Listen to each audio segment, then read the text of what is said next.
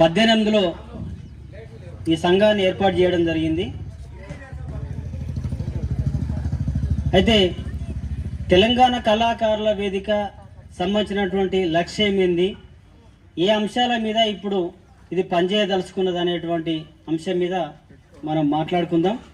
మరి వేదిక మీద ఉన్న సభాధ్యక్షులు మోహన్ బైరాగన్న, రాచకొండ రమేష్ అన్న గారికి, భాస్కర్ గారికి, వెంకటన్న గారికి, చెమ్మార్ నలిగంటి శరతన్న గారికి, విష్ణు కిషోర్ అన్న గారికి, కంటె సాయన్న గారికి, ఎర్రమల్లేష్ అన్న గారికి, సుధాకర్ అన్న గారికి, మీ అందరికీ పేరు పేరున కళాభివందనాలు. 18లో దీన్ని సంఘం ఏర్పాటు చేసి ఇది ఒక భిన్నంగా కళలకు సంబంధించినటువంటి 66 కళలకు సంబంధించినటువంటి కళాకారులను సంఘటితం చేయడం కోసం ఈ సంస్థను ఏర్పాటు చేయడం జరిగింది.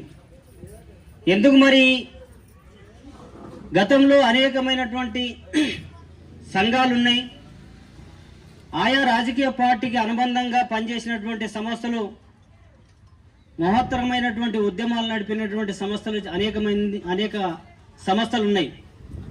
కానీ వాటి లక్ష్యం కోసం, వాటి ఆలోచన, వాటి లైన్ ప్రకారమే అవి నడుచుకుంటూ పోయింది. కానీ ఇక్కడ మన తెలంగాణలో తెలంగాణ రైతాంగ సాయుధ పోరాటం నడిచింది. తెలంగాణ రైతాంగ సాయుధ పోరాటానికి బండెనక బండి గట్టి 16 బండ్లు గట్టి ఏ బండ్లే వస్తువు కొడుకో నైజాం సరకలోడని ప్రశ్నించింది కళాకారుడు పాటని అనేది సందర్భం గుర్తు చేస్తా ఉన్నాను. ఆ తర్వాత వచ్చినటువంటి నక్సల్బరీ పోరాటం వచ్చింది తెలంగాణలో.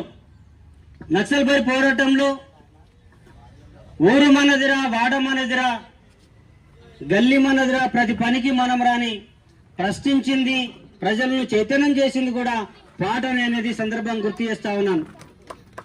దళిత ఉద్యమంలో అనేకమైనటువంటి పాటలు వచ్చినాయి, అనేకమైనటువంటి సాహిత్యం, చాలా గొప్ప సాహిత్యం వచ్చింది. ఇవాళ మనము రవిగాంచని చోట కవిగాంచునని ఎట్లయితే సామెత ఉన్నదో, అట్లా దళిత ఉద్యమంలో మిగ్గు మీద కూడా పాట వచ్చింది. సహజంగా మనిషి కనిపించిన దాని మీద పాట రాస్తారు, కానీ కవి కనిపించని చోట రాయడం అనేది గొప్ప విషయం. కాబట్టి మనకు ఎద్దు కొమ్ము కనిపిస్తుంది, ఆ ఎద్దు కొమ్ములో ఉన్నటువంటి మిగ్గు కనిపించదు మనకు. మిగ్గు అంటే గమ్ము, చెప్పుకు తయారు చేసి మొదటి గమ్ స్టిక్ అదే. ఆ మిగ్గు మీద కూడా పాట వచ్చినటువంటి చరిత్ర కవులది, కళాకారులది అనేది సందర్భం గుర్తు చేస్తా ఉన్నాను. అంటే దళిత ఉద్యమంలో అంత గొప్పగా పాట వచ్చింది, సాహిత్యం వచ్చింది అంటే దానికి ప్రధానంగా భూమిక పోషించింది కళారంగమే. తెలంగాణ ఉద్యమంలో ఇక మనం అందరం ప్రత్యక్ష సాక్షులం. వీటి అన్నిటి కూడా పరోక్షంగా కొన్ని మనం నక్సల్బరీ పోరాటంలో పనిచేయచ్చు, లేదంటే తెలంగాణ రైతాంగ పోరాటంలో మనం విన్నాం తప్ప మనం చూడలేదు. కానీ దళిత ఉద్యమంలో కూడా కొంత చూసినాం, పనిచేసినాం. కానీ పూర్తి స్థాయిలో నిమగ్నమై పనిచేసినటువంటిది తెలంగాణ ఉద్యమం, ప్రత్యేక తెలంగాణ ఉద్యమం. ప్రత్యేక తెలంగాణ ఉద్యమం పాట లేకుండా ఆ ఉద్యమం నడవలేదు. కాబట్టి ఆ ఉద్యమానికి ప్రధానమైనటువంటి పాత్ర పోషించింది కవులు, కళాకారులు అనేది సందర్భం గుర్తు చేస్తా ఉన్నాను. మరి అట్లాంటి కవులు, కళాకారులకు ఇవాళ ఇవన్నీ సంఘాలు రావడానికి ఒక కాజు కావాలి, ఓ సంస్థ కావాలి. ఆ సంస్థకు మళ్ళీ అనుబంధంగా కళారూపం కావాలి. ఇవాళ నక్సల్బరీ పోరాటానికి జననాట్య మండలి ఉంటుంది, సిపిఐకి ప్రజానాట్య మండలి ఉంటుంది, జనశక్తికి అరుణోదయం ఉంటుంది. ఇట్లా అనేకమైనటువంటి సంఘాలకు అనుబంధంగా కళారూపాలకు సంబంధించినటువంటి కళారంగాలు ఉన్నాయి. కానీ అన్ని రంగాల కళాకారులను సంఘటితం చేసి అప్ టు బాటం నడిపేటువంటి సంస్థ లేదనేది ఉద్దేశంతో తెలంగాణ కళాకారుల వేదికను పెట్టినామనేది సందర్భం గుర్తు చేస్తా ఉన్నా. ఒక రాజకీయ పార్టీ లక్ష్యం నెరవేరాలంటే కళాకారులు కావాలి, ఒక రాజకీయ పార్టీ అధికారంలోకి రావాలంటే కళాకారుడు కావాలి. ఒక రాజకీయ పార్టీ కూలిపోవాలంటే కూడా కళాకారుడు కావాలి. మరి అట్లాంటిది ఆ సంఘాల కోసం పనిచేసినటువంటి కళాకారులకు 66 కళలకు సంబంధించినటువంటి కళాకారులకు సంబంధించిన సంఘం ఎందుకు ఉండకూడదు? కాబట్టి ఆ ఉద్దేశంతోనే ఈ సంఘాన్ని ఏర్పాటు చేసినాం. కాబట్టి 66 కళలకు సంబంధించినటువంటి కళాకారులను అందరినీ కూడా సంఘటితం చేసేటువంటి కార్యక్రమమే తెలంగాణ కళాకారుల వేదిక అనేది సందర్భంగా గుర్తు చేస్తా ఉన్నాను. ఇవాళ ఈ మధ్య కాలంలో చాలా మంది నిరుద్యోగ కళాకారులకు ఉద్యోగాలని మాట్లాడుతూ ఉన్నారు. నిరుద్యోగ కళాకారులకు ఉద్యోగాలు రావాలి, దాన్ని ఆస్వాదించడంలో కోరుకునే వారిలో వీళ్ళందరిలో నేను కూడా ఒకడిని.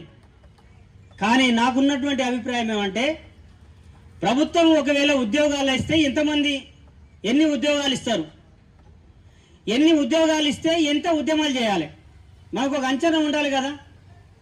దాదాపు ఇవాళ తెలంగాణ రాష్ట్రంలో అనేక రంగాలు అనేక కళాకారులు ఉద్యమాల్లోకి వచ్చేసి ఇట్లాంటి సభలు నిర్వహించి సభలలో గొంతును దించుకొని కడుపులున్న పేగులని బయటేసుకొని పొద్దు నుంచి రాత్రి దాకా పొద్దున మళ్ళీ స్టేజ్ కింద పండుకొని డబ్బులకు ఖర్చులు లేకపోతే కూడా ఆటోలకు ఇబ్బంది పడి వచ్చిన సందర్భాలు చాలా మంది కళాకారులు ఉన్నారు. అట్లా ఉండంగా కూడా అట్లా ఏయంగా కూడా తెలంగాణ వస్తే ఎన్ని ఉద్యోగాలు వచ్చినాయి? కేవలం 500 ఉద్యోగాలు మాత్రం వచ్చినాయి. అంటే అంత తీవ్రమైనటువంటి ఉద్యమాలు చేస్తే 500 జాబులు వచ్చినాయి. కానీ ఇప్పుడు ఉద్యోగాలు పెంచాలనేటువంటి డిమాండ్ ఏదైతే ఉన్నదో ఆ డిమాండ్కు ఎన్ని ఉద్యమాలు చేయాలి, ఎంతమందిని కదిలించగలగాలి?